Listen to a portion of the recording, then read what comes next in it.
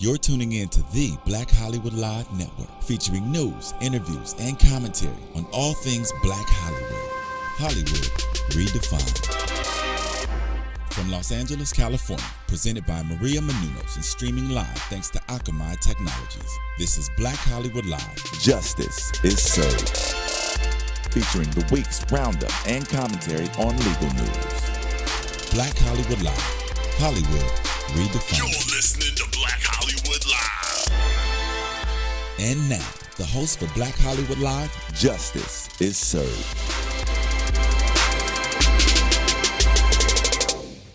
Hello and welcome to Justice is Served. This is the show where we give you all of the latest in legal news.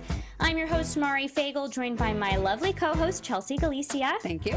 Chelsea, you are back from a trip in Guatemala. I am, yes. And a lot of legal topics to discuss today, a lot of stories. I chose an interesting one as our case of the week. You know, we're going to get to the Boston bomber verdict. He's guilty. That just came in. We're going to get to the Hernandez trial.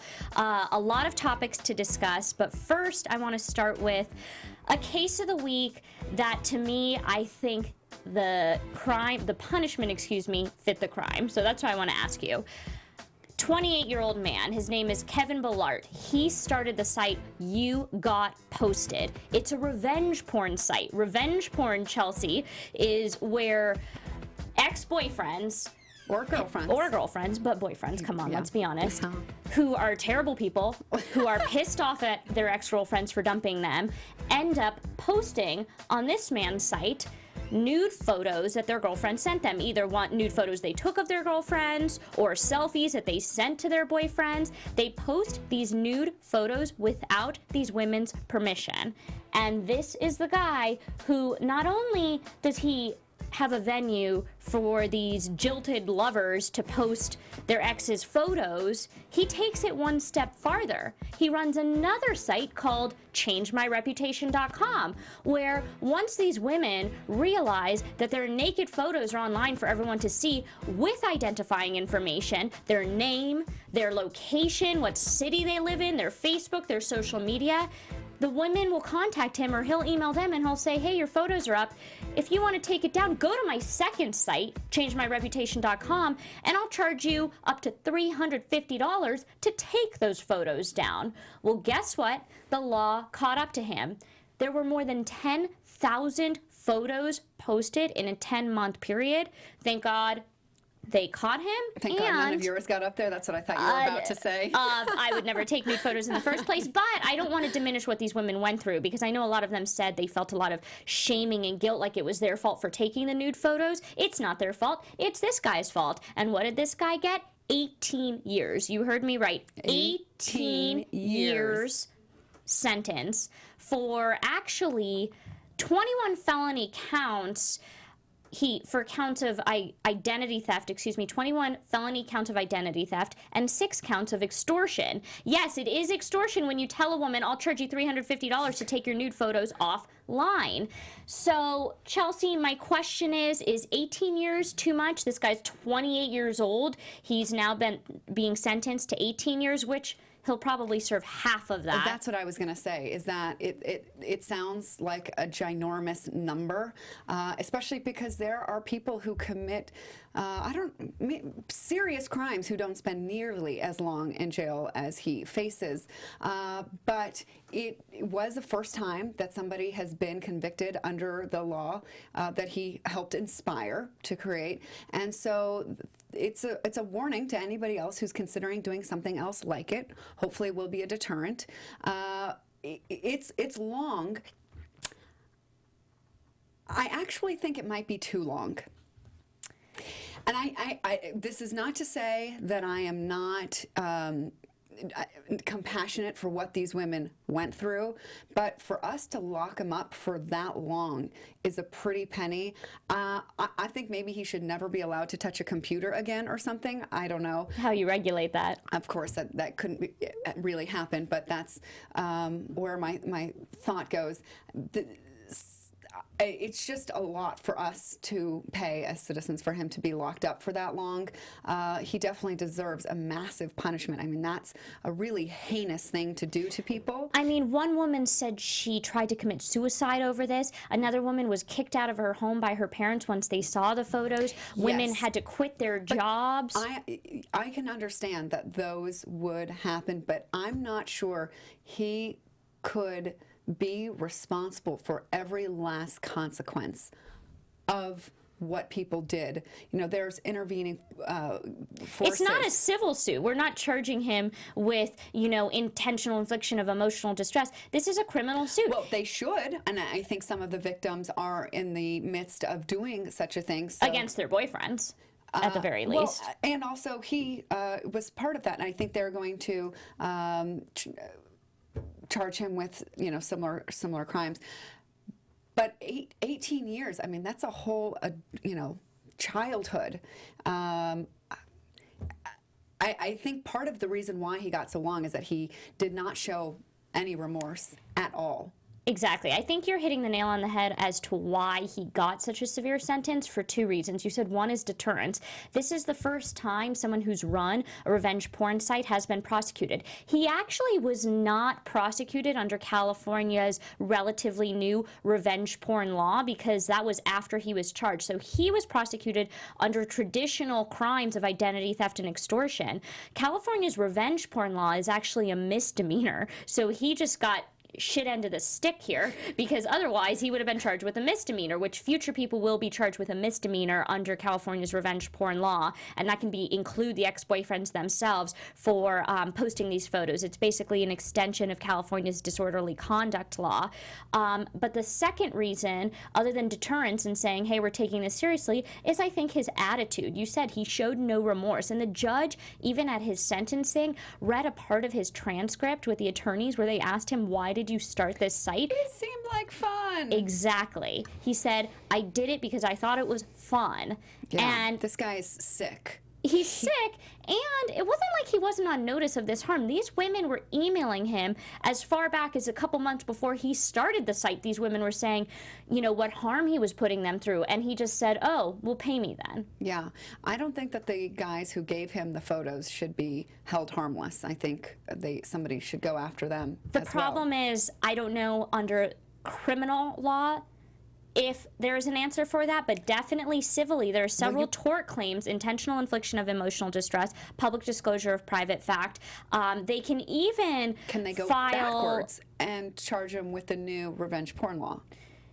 That's the new revenge porn law. The problem with that, to me, is I think all of these laws that 17 states have now legislated and passed these revenge porn type laws. I think the problem is they're going to work their way up the system, possibly to the Supreme Court, for being too overbroad, is what the defense is going to argue, that this is a free speech right and that they're chilling free speech. So this is a law that is brand new, and I think it went into effect in October 2013, and actually the full effect of it isn't until this July, because that was just for photos that men took of women. Selfies wasn't under this law. Selfies now will be under this law come July. So I think it's a whole new field. But I agree, like you're saying, that the ex-boyfriend should be held accountable too, right? Who's worse, him or the ex-boyfriend who's sending him the photos?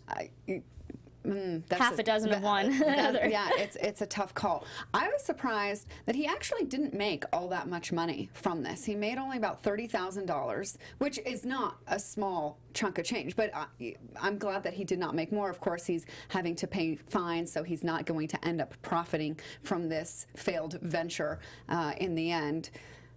But in the meantime, ladies, think twice about the nude photos. I assume that every photo I take, everyone's going to see it. I agree, but I also think that these women, I felt so bad for them. First of all, there were 21 different women who testified. The prosecution flew them in from all over the country to testify. 8 of them then read statements at his sentencing.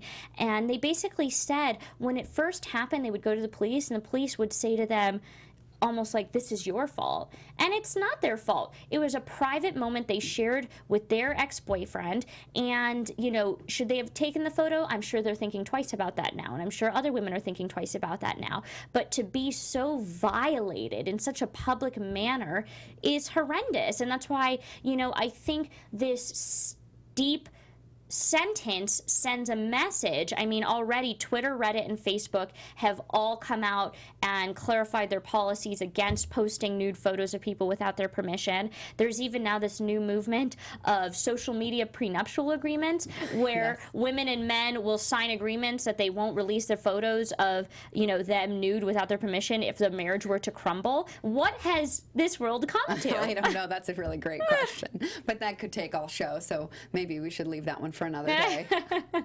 Well, we'll definitely be following more of these revenge porn sites and ex-boyfriends in prosecution because we're going to see more of this. There's another case coming up with Hunter Moore, who's called the most hated man on the internet, so we will be following this in the future. In the meantime, I'm hoping that I don't accidentally take a picture that I'm going to be mortified if the whole world sees, but, you know.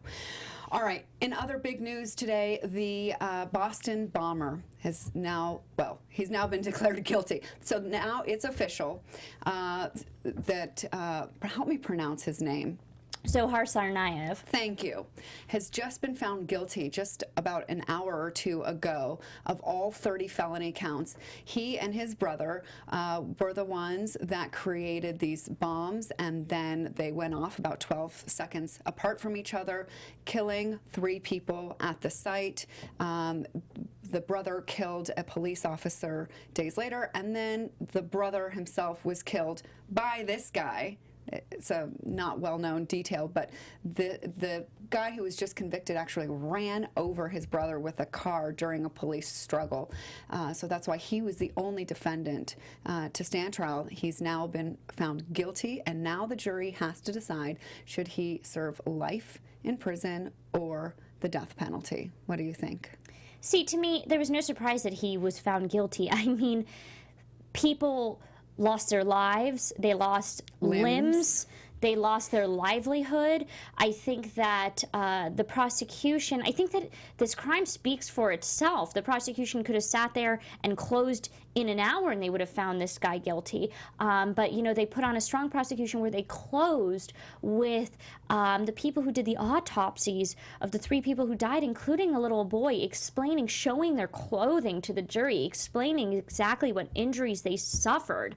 I mean, this is a terrorist, and in my mind, it's no surprise that he was found guilty. The bigger question, like you said, is whether he will be sentenced to death or not. And I think we're actually going to agree on this because we talked about before the show, you know, we have certain feelings about the death penalty, but this isn't any ordinary case. I personally do think, especially in the state of California, that the death penalty should no longer exist for normal state crimes. And I think the reason it should no longer exist is we're in this state of influx right now where all these people are sentenced to death, but we're not actually executing anyone. Right. So basically we spend all this money to house these death row inmates, and the last time that someone was executed in California was in 2005. Yeah. So it's either do it or don't do it, but this limbo in between, I think, is the worst possible outcome of both. But I do want to say, I don't want to cut you off, I just want to explain my reasoning here. I think that this is a terrorist and this is a different situation when it comes to the death penalty, because one, I think for budgetary concerns and reasons that the death penalty should be off the table in California, and two, I think that in my mind it's a worse punishment to serve life in prison than to be sent to death in certain circumstances, but I don't feel that way here. Yeah, okay, so the only difference that we have about the death penalty is that I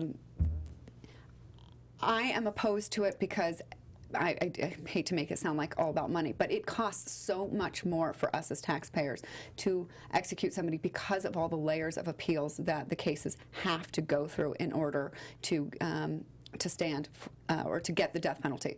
That's one. The other is that now we're seeing so many cases of people who were on death row, and now we're finding evidence that they were not guilty in the first place. So we have and could potentially continue to, in this country, execute people who are innocent of the crimes that they have been convicted of, like we talked about last week, Glenn Ford, who spent 30 years in prison for a murder that he did not commit. And we discussed that because he had been denied any restitution for the fact that he had spent so long in prison for a crime that he did not commit. But in this case, the only reason why I would support him being put to death is because, and this was an interesting comment that I saw made, let's say 5, 10, I don't even know if it would take that long, for somebody who sympathizes with him in another country abroad to capture an American soldier, journalist, whatever, and try and use the release of Tsarnaev as a negotiating tool to release the American that they're holding captive. And in order to do away with that possibility, he would need to not be alive. I think it's an interesting argument, but the jury would never be explained that, because now the second portion is whether the jury will decide whether he'll be sentenced to death or not. I don't think they're ever going to be explained that possible consequence of it, which they shouldn't be, because it's the justice system, and as the trier of fact, it's for them to decide. And so I don't think that we should be making these decisions based off of hypotheticals in the future. I think we should be making these decisions based off of how the justice system in this country works currently. Well, if we stick to the letter of the law now, I don't see how he would not be executed. I know he has a defense attorney with a long history of getting off very high-profile defendants.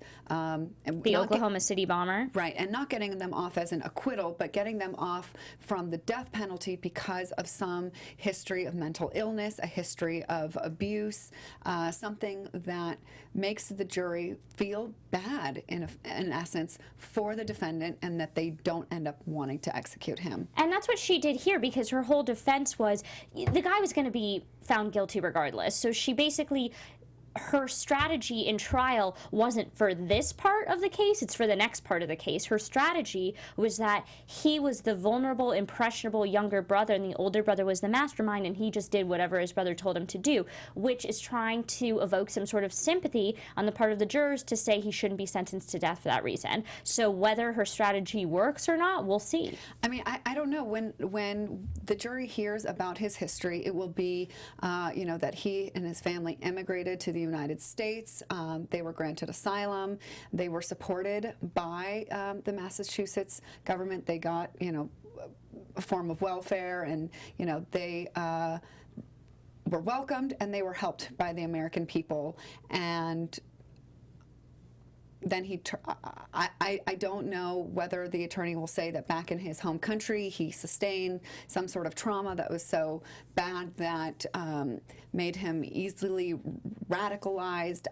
I'm not sure, based on everything that I have seen, that there's something that's going to come out that is going to evoke enough sympathy for this guy over the heinous crimes that he committed. Not just murdering strangers and a child, his own brother. I mean, he is really. I'm not sure. No, his brother deserved to die, so I don't care. Well, that's about true. him. but it goes to show that not only does he not care about strangers, which we all should, but most of us care more about our family members than strangers. He didn't even really care about his brother. He ran him over. Trying to hit the cops, they also, that's the other thing with executing them, is they want to be martyrs. Their goal is to send a message to this country. So if he's executed, he becomes a martyr. So it's like, give him what he wants. Yeah, that's a good point, too. I heard that he was jealous of his brother because his brother is a martyr. I don't think you're a martyr when your own brother runs you over trying to kill the cops. I don't see that. But that's a good point. Maybe what he wants is the death penalty.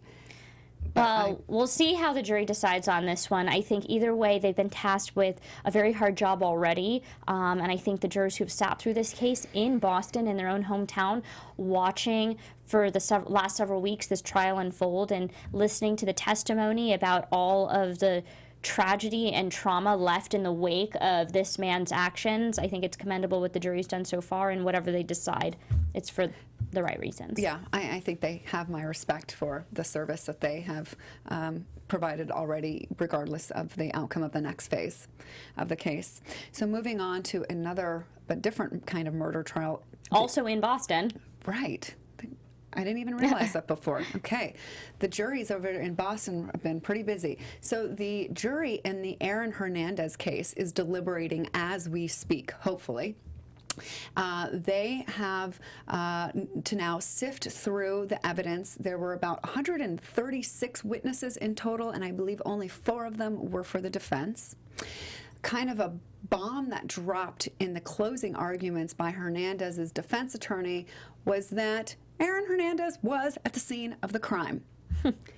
It's just that he wasn't the one who pulled the trigger. He was just some poor 23-year-old kid who didn't know what to do when he saw 2 other people murder somebody else, and he didn't go to police. That's his crime, according to his defense attorney. I thought that that was either a brilliant approach, because that takes off the table the opportunity for the prosecutors to try and cut a deal with the other guys if the defense attorney just mentions this right as the jury goes to deliberate. Or it was a Hail Mary because the defense team realized the prosecution's done a great job of lining up their case, and that their only shot was to, well, no pun intended, their best approach, the only approach that they had left was to say, yeah, he was there, but the other 2 guys did it. It's both brilliant and a Hail Mary. It's smart, I think, for them, because this is a circumstantial case. So, yeah, they'll admit and concede that he was there, but what evidence ties him to be the one who pulled the trigger? And that's going to be the question the jury's going to decide. And when you mentioned all the witnesses, 136 witnesses, the fact that they needed all these witnesses to try to prove that he was the one who pulled the trigger, including his housekeepers and all these different people, it's a circumstantial case at best. Yeah, but you can still be convicted of a crime of murder with circumstantial evidence. So a lot of people like to say, oh, it's just circumstantial, but that does not by itself preclude a conviction. And so I think that the jury can come back with a guilty verdict. But I don't think it'll be a quick verdict. I mean, in the Tsarnaev case, it was 30 counts, and they came back in a day and a half, 2 days. And in this case, 11 and a half hours over the 2 days. And in this case, I think that it will take the jury a while to sift through the evidence. And I wouldn't be surprised if it was a not guilty. That doesn't mean I think he's not guilty, but I think I'm not positive that the evidence that was presented at trial is enough to prove beyond a reasonable doubt that he was the one who pulled the trigger. But I'm, of course, I didn't sit through the testimony, but from the pieces that I have seen, that one of the last witnesses was a former friend of his who saw him receive a Glock. You know, so the guy has guns. The guy's not a good guy. Get it? But that doesn't mean he's the one who shot him that night. Well, he was there.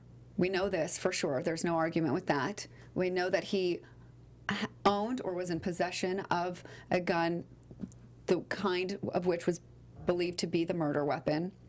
The part about this that kind of really pissed me off is that in his closing, the defense attorney for Aaron Hernandez said, you didn't hear a motive from the prosecution because there was no motive.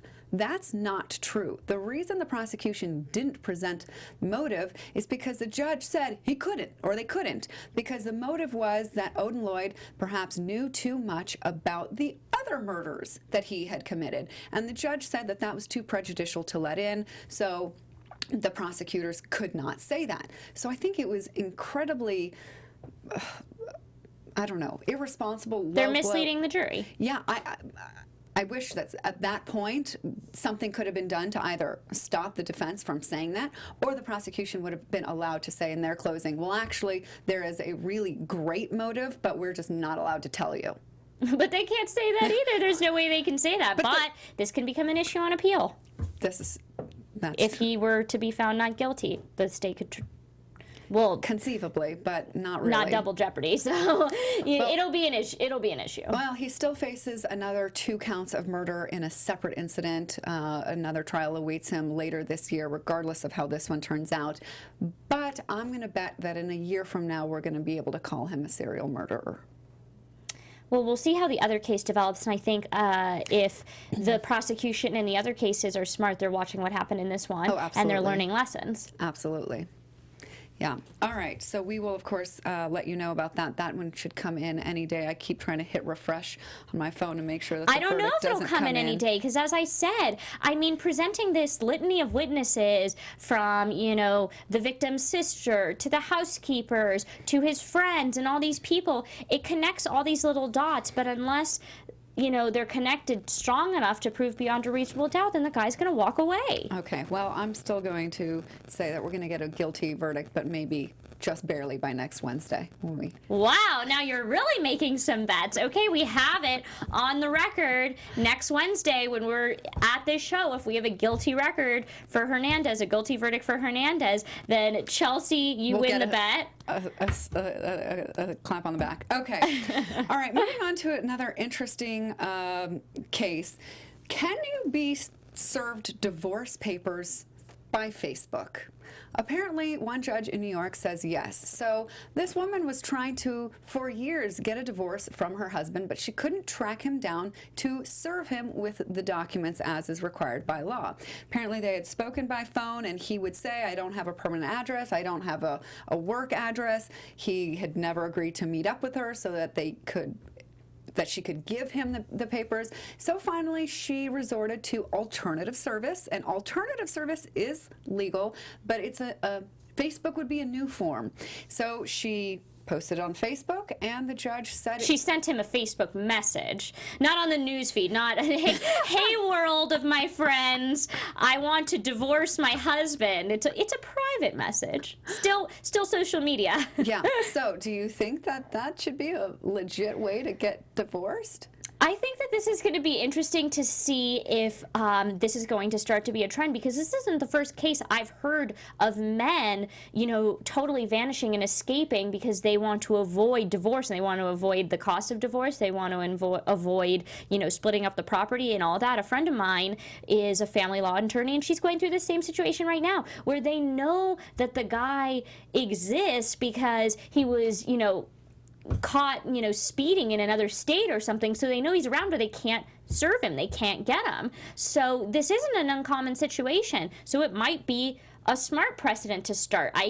When I first read it, I thought, what's the world coming to? I mean, first I'm reading about revenge porn with social media prenups. Now I'm reading about divorce on social media. But maybe it's the wave of the future, and maybe this social media will come to be the way to serve people who are trying to evade the court system. Yeah. I don't think it's all that outlandish, because we do have in our legal system where notice is served through the media. Lots of different cases, notice is by newspaper. Well, because it used to be in the world that, you know, that everyone read the newspaper and it was just your local newspaper. All I got was the Los Angeles Times paper, and you open the ad and you see it. Or you open the paper and you see it. So that used to be the form. What is the form now, I guess? But I don't even check my messages. Do you check your messages on Facebook?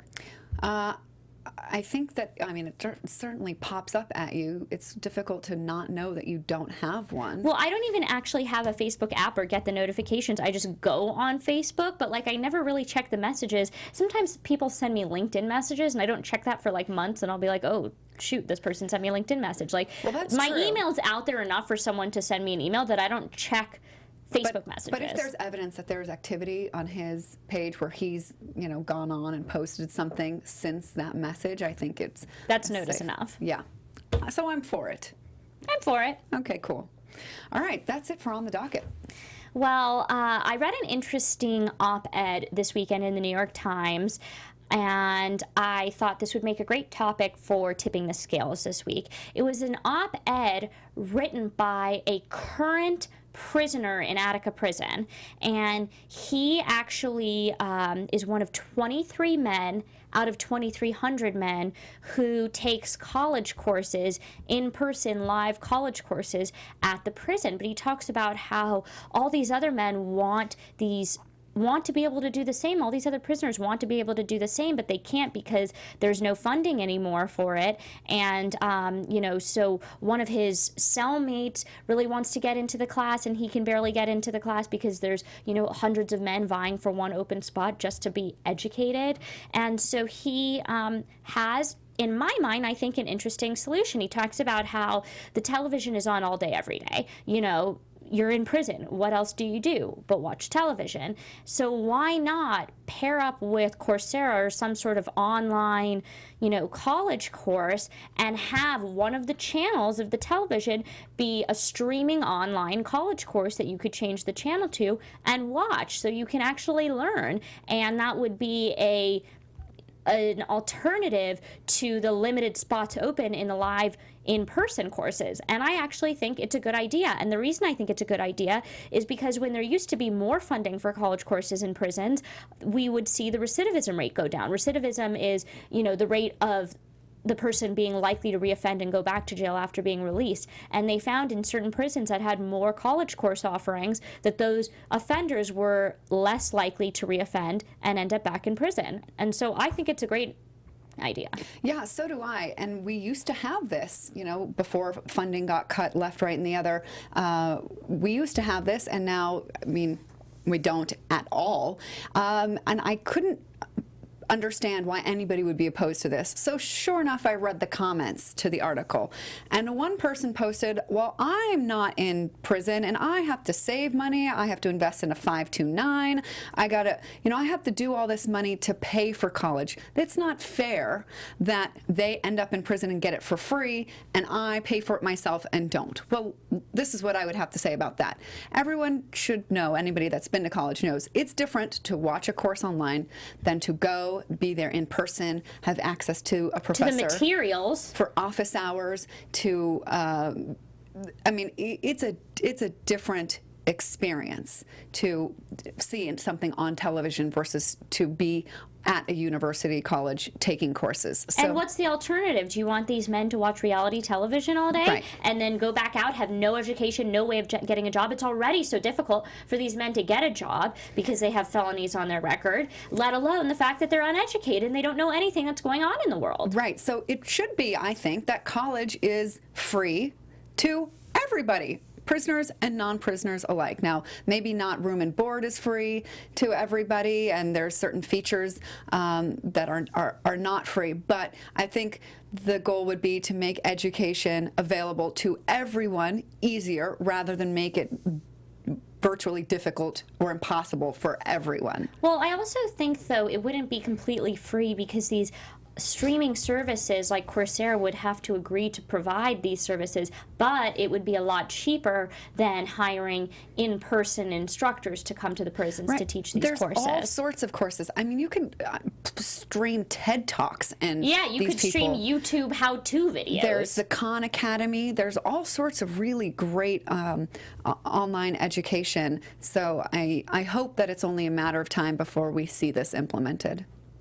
I agree. I thought it was a very smart op-ed, and it's interesting that you read the comment section because I thought to myself, it's a win-win situation. If it doesn't cost much or anything, who could say and it'll no? help people possibly, then why not? But weigh in. I want to hear your opinion on this. Chelsea wants to hear your opinion on this, so please tweet me at Mari Fagel. And me at Chelsea Galicia.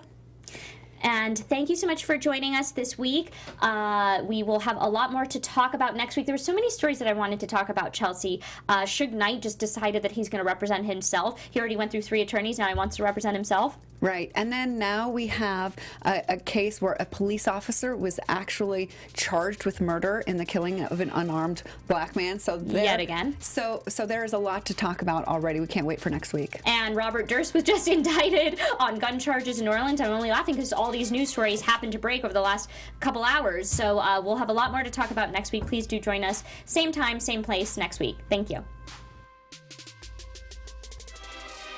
From producers Maria Menounos, Dario Kristen, Tiana Hobson, Kevin Undergaro, and the entire BHL crew, we would like to thank you for supporting Black Hollywood Live, the first online broadcast network dedicated to African American entertainment. For questions and comments, contact us at info@blackhollywoodlive.com. Like us on Facebook, tweet us, or Instagram us at BHL Online. And I'm your BHL announcer, Scipio. Instagram me at Planet Scipio. Thank you for tuning in. The views expressed here are those of the host only and do not necessarily reflect the views of BHL or its owners or principals.